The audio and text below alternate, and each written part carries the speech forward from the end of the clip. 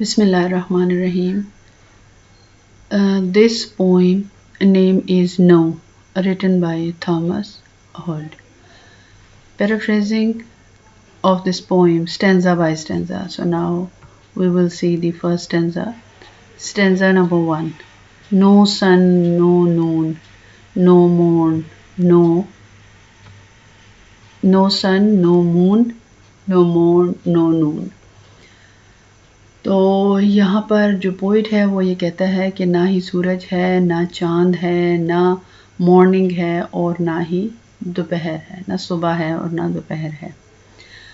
No don, don जो है ये भी सुबह अर्ली मॉर्निंग की बात वो कर रहा है। No dust, no proper time of day, ना ही डस्ट है, ना प्रॉपर टाइम है दिन का। No sky, no earthly view, ना ही आसमान है और ना ही earthly view. No distance looking blue, ठीक है, और ना ही डिस्टेंस जो है वो नज़र आ रहा है जो कि धुंधला गया है। No road, no street, no other side the way, ना ही रोड है, ना स्ट्रीट है और ना दूसरी साइड का रास्ता है। अच्छा, आपको यहाँ से अंदाज़ा हो गया होगा कि पोइट जो है वो बहुत ज़्यादा डिस्परेशन में है, वो बहुत ज़्यादा उदास है, मायूस है, ठीक है। तो अब हम इसकी पैराफ्रेजिंग देख लेते हैं। No sun, no moon, no morn, no नून।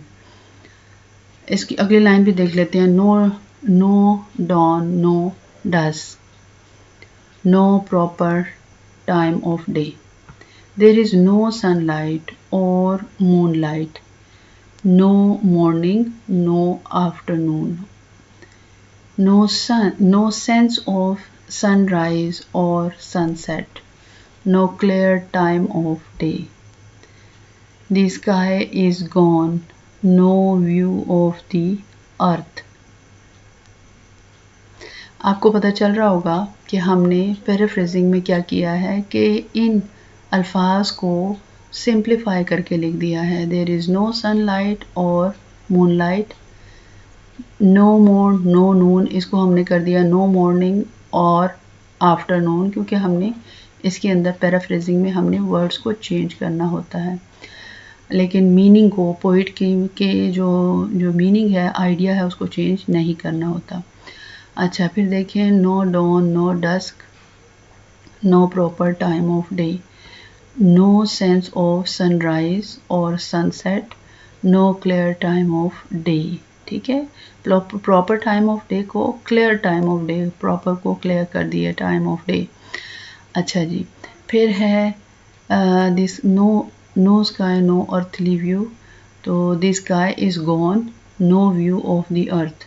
यहाँ पर स्काई इज़ द गॉन का मतलब यहाँ है कि बादल छा गए हैं, तो इस वजह से स्काई अब नज़र नहीं आ रहा। या वो जो इसका दूसरा मतलब ये निकलता है कि पोइट काफ़ी डिस्परेशन में चला गया है, उसको कोई सरोकार नहीं है बाकी चीज़ों से। अच्छा जी, no distance looking blue, no fading colour in the distance, और no road, no street, no other side the way. तो no road, no path, no street, इसका नो रोड का क्या हो गया? No path, no street, not even the other side of the road, ठीक है। अब हम देख लेते हैं इसका दूसरा स्टेंसा जी। No end to any row, कोई एंड नहीं है, कोई लाइन नहीं है जिसमें हम ये कह सकें कि घर बने हुए हैं एक रास्ते में या कुछ इस तरह। अच्छा जी, no indication where the crescent go, और हमें ऐसे कोई इंडिकेशन नहीं मिलते, हमें नहीं पता चलता वेयर द क्रेसेंट गो, कि जो वो चांद है, ये क्रेसेंट कहते हैं जो बारीक चांद होता है, नया चांद, कि नया चांद where the where the crescent गो, कि वो किधर गया नया चांद. No top to any staple और not recognition of familiar people. No कर्टसीज of showing M जो है इसका मतलब है दम, और नो नोइंग एम, तो ये इसका एम का मतलब भी दम हो जाएगा. तो नो कर्टसीज कोई इस तरह का पोलाइट जेस्चर नहीं है, और नो और कोई इसको जो है एक्नॉलेज भी नहीं कर रहा.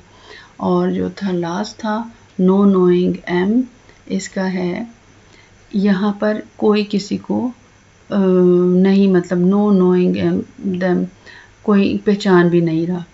ठीक है, अब हम इसकी पैराफ्रेजिंग देखते हैं एक एक लाइन की. No end to any row, तो there is no end to any row. अब यहाँ मैं रॉ को चेंज करके लाइन कर रही हूँ, क्योंकि हमने वर्ड्स को चेंज करना होता है, ये मेरे से रह गया था तो इसको मैंने चेंज कर लिया. There is no end to any line of houses. There is no sign to show where the moon go. ये किस लाइन का है? No indication where the crescent go. इसको हम न्यू मून भी लिख सकते हैं. Show where the new moon कर देती हूँ इसको मैं, न्यू मून गो. अच्छा जी, फिर इसके बाद आगे देखें. No top to any steeple, तो no steeple rising to mark the sky line. ठीक है, ये स्टीपल जो है ये एक काइंड ऑफ बिल्डिंग, तो ये उनको बयान किया गया है. अच्छा जी, फिर इसके बाद है no recognition of familiar people.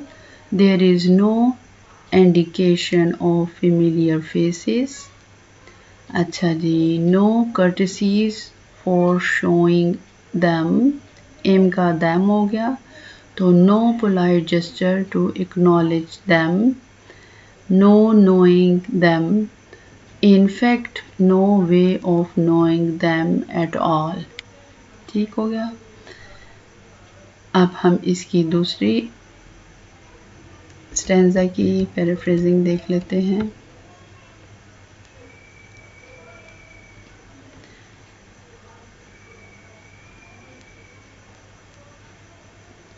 We started from the first and now this is the second one.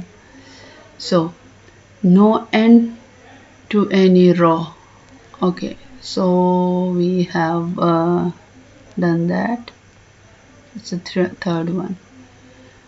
No traveling at all, no locomotive. No traveling, कोई सफ़र नहीं है. एट ऑल का मतलब होता है हरगिज़. नो लोकोमोटो, कोई मूवमेंट नहीं है.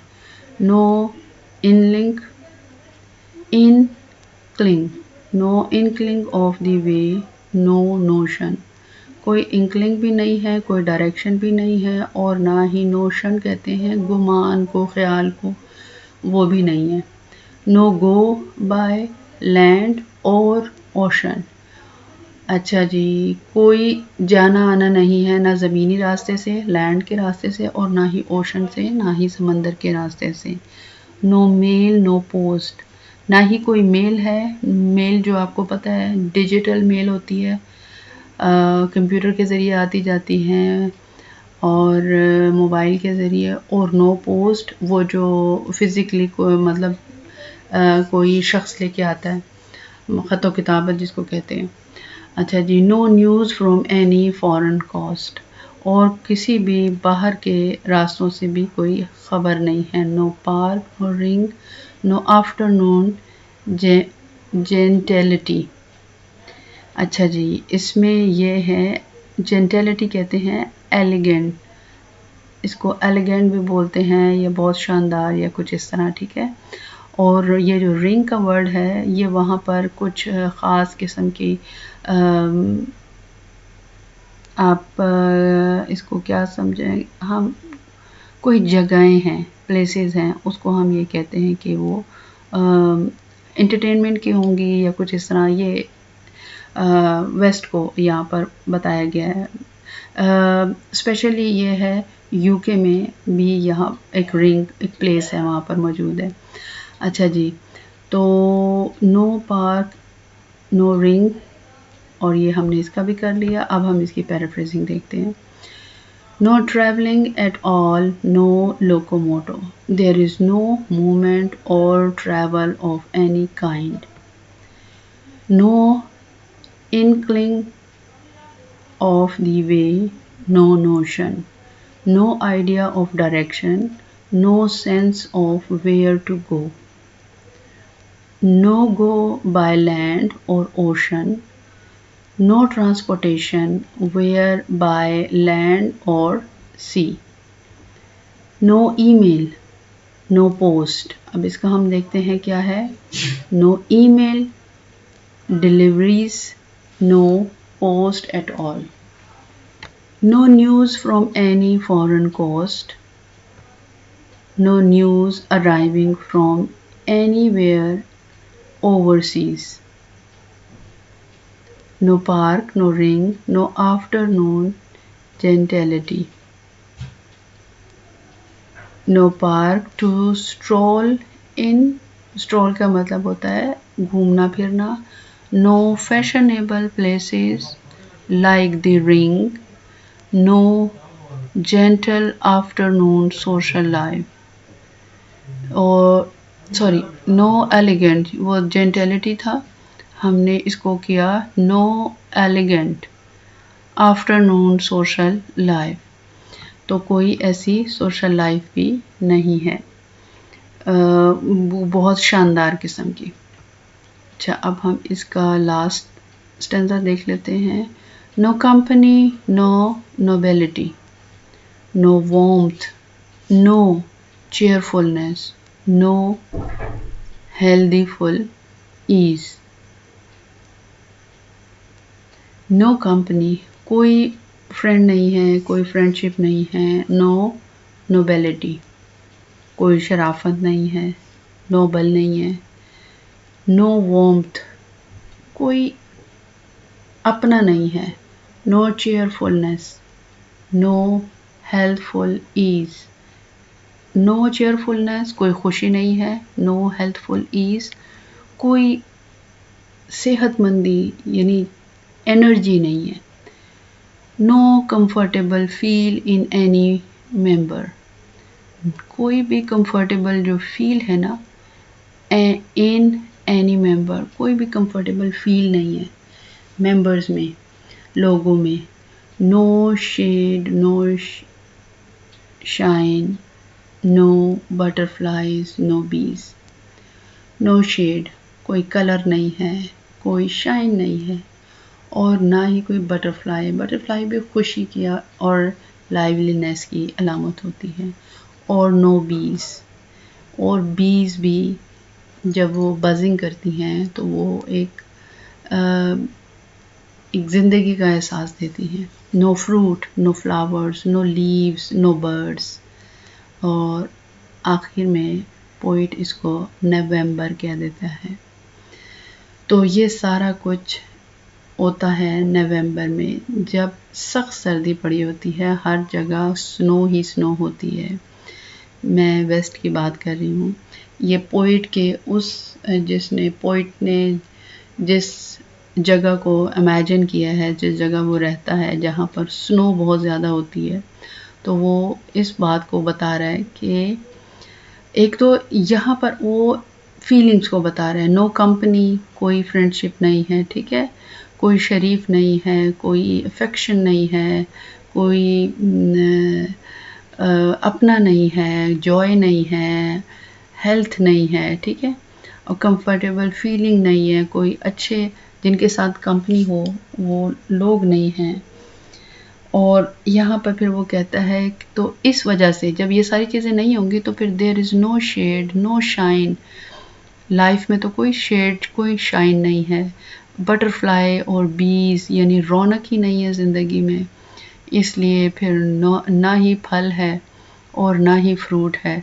अब ये जो चीज़ें हैं ये एग्जिस्टेंस ऑफ द इन्वायरमेंट, जो उस इन्वायरमेंट के अकॉर्डिंगली होती हैं। जब बर्फ़ ही बर्फ़ होती है तो ना कोई फ्लावर होगा, ठीक है, और ना ही फ्रूट होगा, ना ही लीव्स होंगे और ना ही बर्ड्स होंगे।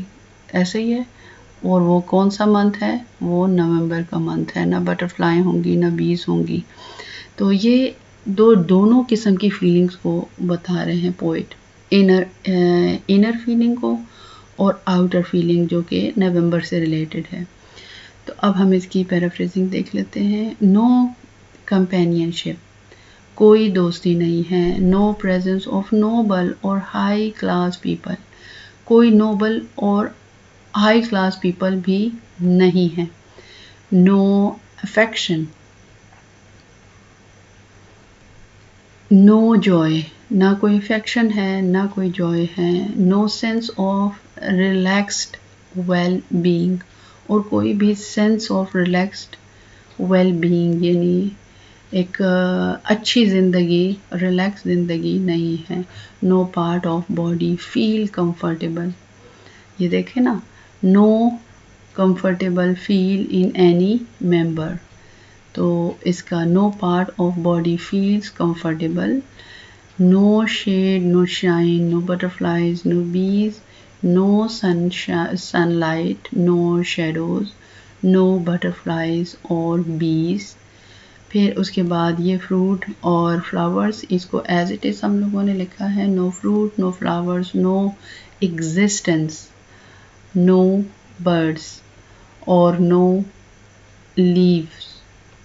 हम इसको यहाँ पर लीव्स और हम इसको यहाँ से रिमूव कर देते।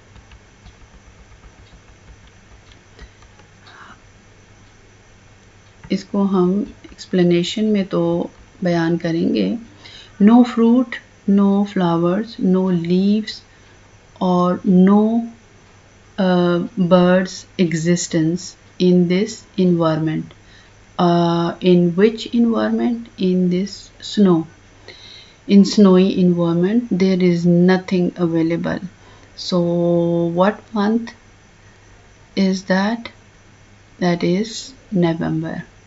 नवंबर में सारा कुछ होता है। तो ये नवंबर की भी बात है और ये पोइट के दिल की भी बात है, जो उसकी इंटरनल और एक्सटर्नल फीलिंग दोनों इसके अंदर डिस्क्राइब हुई हैं। अच्छा, फिर इसके बाद the central idea of the poem no.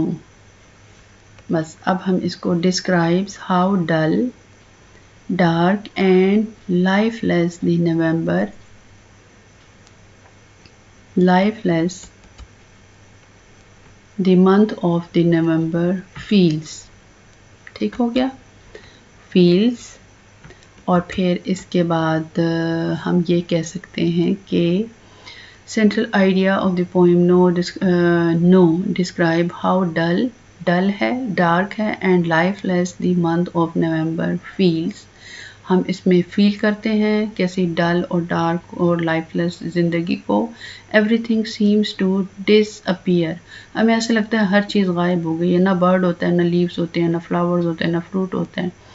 Disappear, light, people, nature and even movement.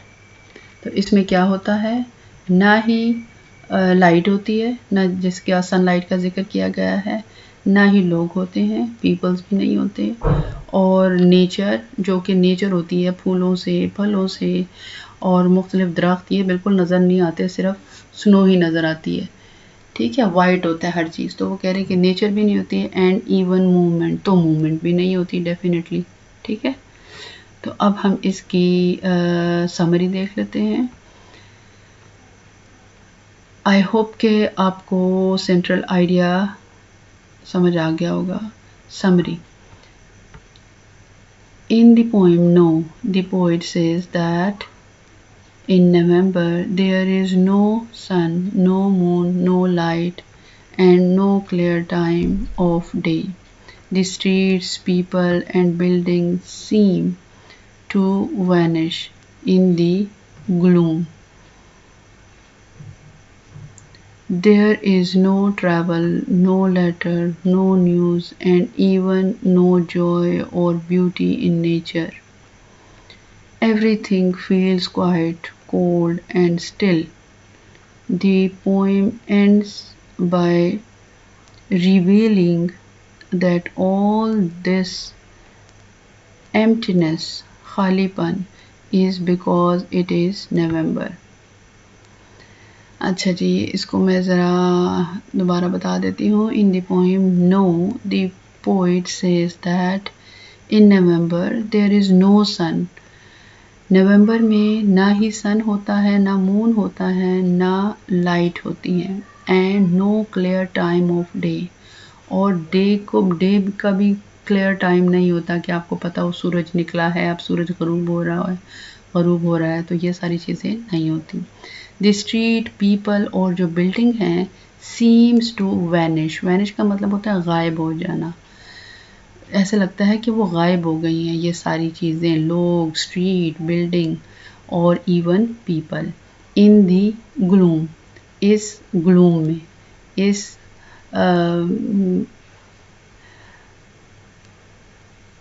इसको कहते हैं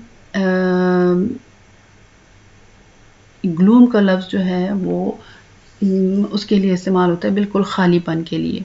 देयर इज़ नो ट्रैवल, ना ही कोई ट्रैवल है, लोग आ रहे जा रहे हैं, ना ही कोई लेटर आ रहा जा रहा है, और ना ही कोई न्यूज़ है जो बयान की जाए. ज़ाहिर है लोग आपस में नहीं मिल रहे, तो इसलिए. एंड इवन नो जॉय, इस वजह से ना कोई जॉय है ज़िंदगी में, ना ब्यूटी इन नेचर, जो ब्यूटी होती है नेचर की, फूल होते हैं, दरख्त होते हैं, सब्ज़ा होता है, तो ये सारी चीज़ें भी नहीं हैं. एवरीथिंग फील्स क्वाइट, हर चीज़ महसूस करिए कि बिल्कुल खामोशी है, कोल्ड है और स्टिल है, रुकी हुई हैं.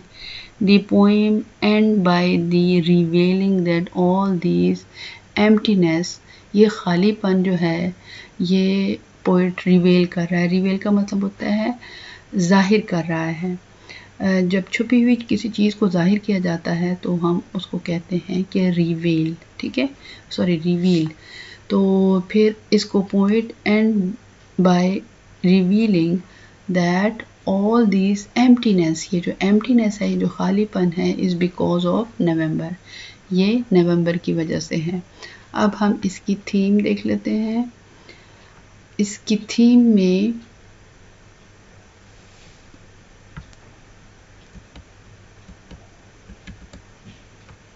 अच्छा जी, जो इसकी थीम है, the theme of no by Thomas Hood focuses on the emptiness and gloom of November. ये थॉमस हुड जो है ये बता रहे हैं कि वो इसके ऊपर फोकस करते हैं किस पे, नवंबर के मौसम पे और इसके खालीपन पे, एम्प्टीनेस पे और ग्लूम पे, जो इसका खालीपन है उस पे बात करते हैं. The poem describe how everything seems lifeless. ये पोएम जो है ये क्या बयान करती है कि हर चीज़, एवरीथिंग सीम्स लाइफलेस, लगता है कि हर चीज़ जो है उसकी में ज़िंदगी ख़त्म हो गई है. देयर इज़ नो सनलाइट, कोई सनलाइट नहीं है, कोई वार्मथ नहीं है, कोई गर्मी नहीं है, नो मूवमेंट, कोई मूवमेंट नहीं है, and no joy in nature, और कोई नेचर में खुशी नहीं है. It reflects the sadness and loneliness, वो रिफ्लेक्ट कर रहा है, बता रहा है कि कैसी उदासी है और कैसा अकेला, लोनलीनेस कहते हैं अकेलापन है. That often come with the cold, जो कि अक्सर, ऑफन का मतलब है अक्सर, आता है cold dark days of autumn, जो कि आता है ठंडी अंधेरी दिनों में ऑटम के, ख़ज़ां के. तो ये हो गई इसकी थीम. उम्मीद है कि आपको समझ आया होगा। और इंशाल्लाह ताला आप इसको सब्सक्राइब कीजिए ताकि मज़ीद इस पोइम के बारे में या किसी और पोइम के बारे में या जब मैं बनाऊँ कोई और वीडियो तो आपको फ़ौरन रिसीव हो जाए। और दूसरा ये कि शेयर भी कीजिएगा ज़रूर और मुझे कमेंट्स में ज़रूर बताइएगा कि आपको और इस पोइम के बारे में क्या चीज़ें समझनी हैं। अच्छा जी, अगर हम इसकी पैराफ्रेजिंग की बात करते हैं तो पैराफ्रेजिंग इसकी क्या बनती है। ये फर्स्ट वर्ड है, लास्ट मतलब फर्स्ट लाइन का लास्ट वर्ड है मून। इसको हम कर देते हैं ए, नून, ये हो जाएगा ए। मून और नून सेम साउंड है। अच्छा, इसके बाद है डे, डे, मून, नून एक जैसे सिमिलर साउंड, और day is a different sound, so B we will give B, view, it's a different word. A day का हो गया बी, व्यू सी, और ब्लू, व्यू और blue they are same sound, so we give it C letter. A, way, day or way, they are same, so we are giving B to it. So now the rhyme scheme of this poem is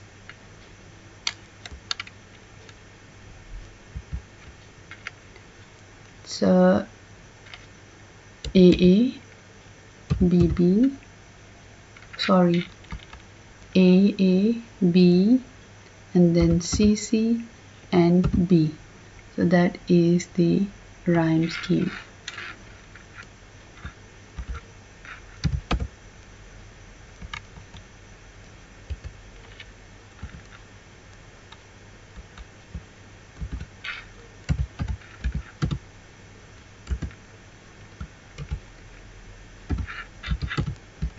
Scheme A, B, C, and then B. And now we should move to another stanza, raw. So we will give it B, A. Every time we have to start from A, letter A. ठीक है, जब भी हम नया stanza start करेंगे तो हमने letter ए से ही स्टार्ट करना है, रॉ और go. So that is a, row, go, similar sound, steeple,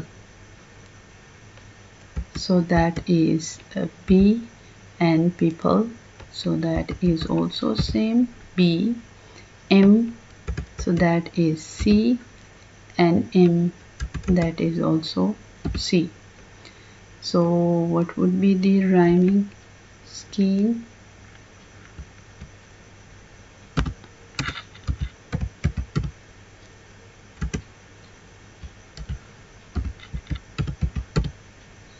Rhyme scheme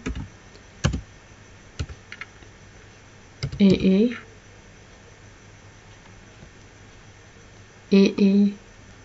then B, then C. So that is the rhyming scheme, or we can say rhyme scheme.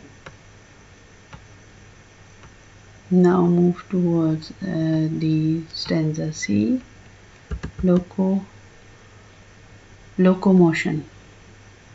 So A, notion, locomotion और notion. शन, अब देखें शन की आवाज़ आ रही है and में, तो हमने एंड साउंड को देखना है, तो इसको भी हम ए देंगे। Notion, ocean, locomotion, notion, ocean, so that is also A. Post, B, coast, B. Gentility, C. So the rhyming scheme or rhyme scheme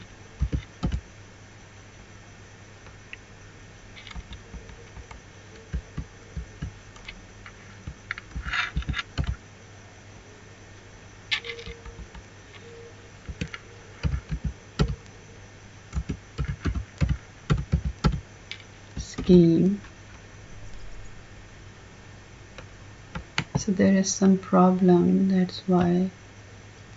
Okay, so it is visible, but when I capitalize it, it is removed from here. Oh, thank God. Okay, so now A, then BB, then C. So that is the rhyming scheme of this stanza number 3. Now move towards the 4th stanza. Are you getting? अगर आपको कोई मसला होता है और आपको समझ नहीं आता तो आप कमेंट्स में पूछ सकते हैं कि ये किस तरह होता है. Nobility. So that is totally different word from the second line. Ease is different, so we'll give B, and then member. Nobility, ease, member. They are totally different sounds. C. Bees, ease and bees. So look at it, they are same. Ease and bees, and bees and birds. So birds is also similar with the bee. So what would be the rhyme scheme? November, member or November. So look at it.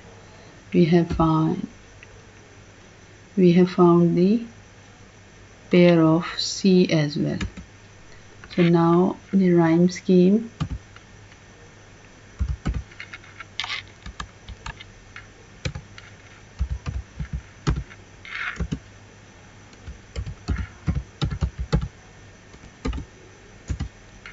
is A, B, C, B, B, and C. So that is the rhyme scheme of the poem. That's all from my side, and I hope you understand. As I told you, you can aware me, you can tell me if you need more help, if you want something else regarding this poem, so I will explain inshallah.